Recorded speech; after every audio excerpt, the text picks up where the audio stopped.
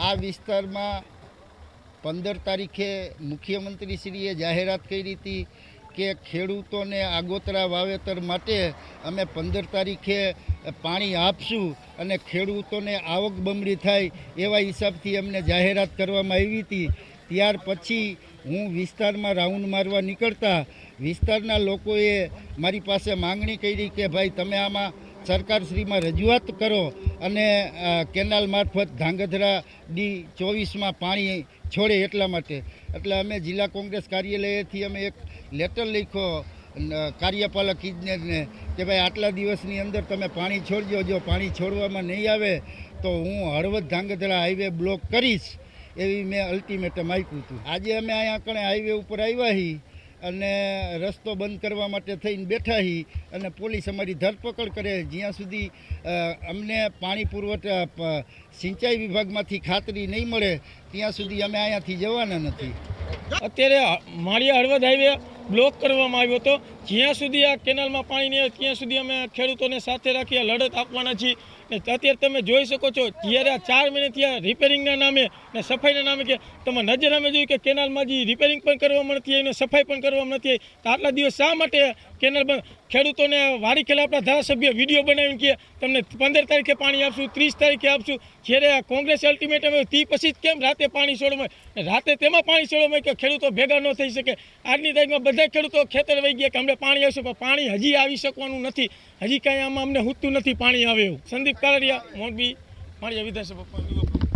2 દિવસ પહેલાં મોરબી જિલ્લા કોંગ્રેસ સમિતિના પ્રમુખ કિશોર ચીખલા દ્વારા સિંચાઈ વિભાગને એક આવેદનપત્ર અને એક ચીમકી ઉચ્ચારી હતી કે 2 દિવસમાં 5 તારીખ સાંજ સુધી તમે ખેડૂતોને પાણી છોડો। માઇનોર જે D24 નંબરની કેનાલ છે અને આ બાજુના જે ગામડા છે એમને પાણી છોડવા માટે 2 દિવસની ચીમકી ઉચ્ચારેલી હતી। પરંતુ ગઈકાલે સાંજે જે અમુક વિસ્તારના અમુક નાગડાવાસ બાજુના જે અમુક કેનાલમાં પાણી છોડી અને આ બાજુ કેનાલમાં પાણી છોડ્યું નથી। અત્યારે ખેડૂતને ખાસ વાવણીના પાણીની જરૂર છે। પાણી આ લોકો 7મા મહિનામાં પાણી આપે પછી શું કામનું, વરસાદ થઈ જાય પછી શું કામનું? આગોતરું વાવેતર કરવા માટે ખેડૂતને મહામૂલી જમીન અને બિયારણ પોતાનું ટકાઈ રાખવા માટે ખેડૂતોને અત્યારે પાણીની જરૂર છે। તો આ પરિસ્થિતિમાં અત્યારે પાણી આપતા નથી, પાણીની અત્યારે હકીકતમાં ખાસ જરૂર છે અને આ પરિસ્થિતિ વારંવાર દર વખતે હોય છે, જેને અનુસંધાને અમે 5 તારીખ સુધીનું અલ્ટિમેટમ આપેલું હતું અને એ અલ્ટિમેટમ પૂરું થયા બાદ આજે અમે અહીંયા આવ્યા તો અહીંયા જોવા મળ્યું કે બિલકુલ એક ટીપું પણ પાણી નથી। આપ જોઈ શકો છો ખેડૂતો પાણીના ટીપા માટે તરવડે છે। મોંઘા ભાવના બિયારણ ખાતર ખેડૂતોએ લાવીને મૂક્યા છે પણ પાણી વગર કઈ રીતે વાવે? વરસાદ પણ ખેંચાણો છે, વરસાદ આવશે ત્યારે પાણી આપશે શું કામનું? એટલે અમારી એક ખાસ માંગ છે કે કેનાલ સફાઈ જે ધારાસભ્ય ખોટા જે વિડીયો બનાવે અને ખોટા મીડિયામાં હાઇલાઇટ થવા માટે પાણી આપી દીધું કેનાલ સફાઈ આપ જોઈ શકો છો કેનાલમાં ગાબડા પડેલા છે, કચરો એટલો પુષ્કળ છે અને પાણી નથી આપ્યું। તો વહેલી તકે પાણી આપવામાં આવે। અમે અત્યારે હાઈવે બ્લોક કરવાનું કોશિશ કરી તો આ સરકાર નપાણી સરકાર છે, પોલીસને આગળ કરી અને અમને રોડ ઉપરથી ઉઠાઈ લેવામાં આવ્યા છે અને અત્યારે પોલીસ અમને સાઈડમાં કોર્ડન કરીને સાઈડમાં લીધા છે। અમે જ્યાં સુધી પાણી નહીં આપવામાં આવે ત્યાં સુધી અહીંથી ખાતરી નહીં મળે ત્યાં સુધી અહીંથી અમે હટશું નહીં।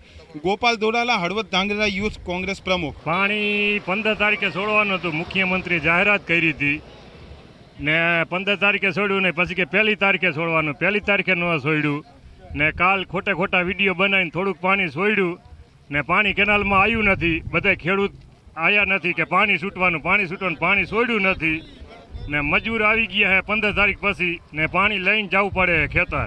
હવે મજૂર ભાગું કરે છે કે પાણી આવતું નથી ને શું કરી, પાણી પીવાનું કાયમ લઈ જવું પડે છે। આજ છોડવાનું, કાલ 1 તારીખની વાત હતી, કાલ છોડ્યું, કાલ પણ 2 ફૂટ પાણી છોડ્યું છે ને હજી પાણી કેનાલમાં આવ્યું નથી। સુરેશભાઈ વેજલપર, જીવરાજભાઈ। આપણે ધ્રાંગધ્રા બ્રાન્ચ કેનાલ જે બ્રાહ્મણી બે ડેમમાંથી નીકળે છે તેમાં ગઈકાલે સાંજે પાણી ચાલુ કરવામાં આવેલ છે।